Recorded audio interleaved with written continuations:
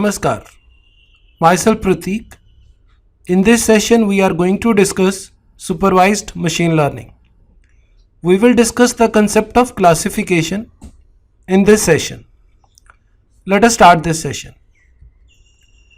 In order to understand the concept of classification, let us consider this case where a doctor looks at a dataset of medical records and try to find out whether a breast cancer is benign or malignant.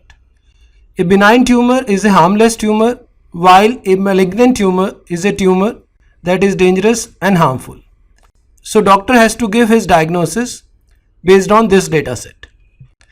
You can clearly see that on the basis of tumor size, age of the patient, its mean parameter, mean area, and information about its mean smoothness, doctor is giving his diagnosis. 0 mean it is non-cancerous and 1 mean this is cancerous. Can you identify input and output parameters from this dataset? Of course, in this case, diagnosis is output or class attribute, and all other attributes like tumor size, age, mean parameter, mean area, and mean smoothness are its input attribute. Because the value of the output attribute is dependent on these input attribute. We have these records of patient as its instances. This dataset is labeled dataset. So we have to predict the class based on these input attributes. In order to understand this concept in a simplified way, let us take only one input attribute and output attribute. So here we are taking one input attribute, that is tumor size, and on the basis of tumor size, doctor is giving his diagnosis. These are set of instances. This is output or class attribute. If we build the machine learning system over this dataset, then system has to predict either in true or false. Here on x-axis we have a tumor size, while on y-axis we are predicting that tumor is cancerous or non-cancerous. We have input the data of these 10 patients. Here 0 indicates that tumor is non-cancerous, while 1 indicates tumor is cancerous. When a machine learning system has to predict its output in discrete values, then that case is considered as classification. Here we are predicting true or false. So thus this case is fall under the category of binary classification. But if we have to predict the stage of the cancer, that the patient is on stage 1, 2, 3 or 4, then this case will be called as multi-class classification. So whenever we have to predict one out of many options, then that case is called as classification. In this case, we have only one input attribute, tumor size. Whenever we got a new patient, we input the tumor size of the patient to this trained model, and it will predict that tumor is cancerous or non-cancerous. Now, in order to improve the accuracy of the system, we can add more number of features.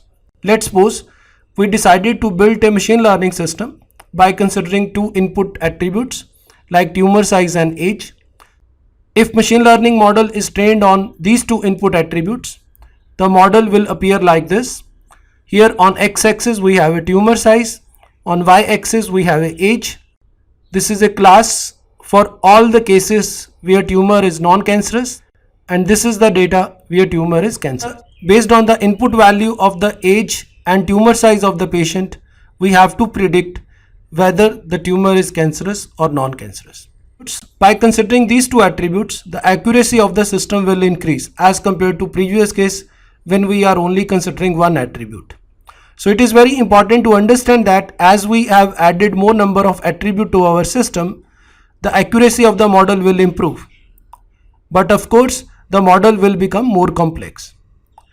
In order to further improve the accuracy of our model, we can also add like mean underscore parameter, mean underscore area, or mean underscore smoothness.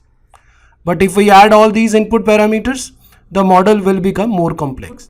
So by adding more number of relevant input parameters, the accuracy of the model will increase. But it is important to note that this will lead to complexity in the model. So it is always important to add relevant parameter. There is no need to consider name of the patient or city of the patient as an input parameter. that may not play any role in the final diagnosis of the disease. So this is very important to pick most relevant attributes from the data set, and on those attributes we have to build our model. Now the question is how we identify most relevant input parameter. If data scientist has the domain knowledge, then he can pick relevant attributes based on his domain knowledge. But in most of the cases, data scientist will not have the domain knowledge for which he is developing the system. In that case, the question is how we decide about which attribute we need to pick or which attribute we have to reject. In order to help data scientist in this scenario, we have statistical solution. So there are a lot of statistical model like principal component analysis, which a data scientist can apply to identify the information or the role of each input attribute in predicting the class attribute. Based on the output of these statistical model, we can select the input attributes for building the machine learning model. Let us consider some more examples of classification. Predicting the grade of a student in ML course is a case of classification because grade may be A, B or C, while predicting the mask of the student is a case of regression. To predict that India is going to win the match or not, this is a case of classification. Predicting the score of India is a case of regression. Student is going to get the placement or not. In order to predict this will be a case of classification. What package he is going to fetch, this will be the case of regression. Whether we have rain today or not, this will be the case of classification, while to predict temperature is a case of regression. I hope that with these examples you will be able to understand that whether the problem fall under the case of classification or regression. So we can conclude that supervised learning problems are categorized either as classification or regression. In regression problem, we try to predict the results within a continuous output. This means we try to map the input variables to some continuous function. In classification problem, we try to predict the results in discrete output.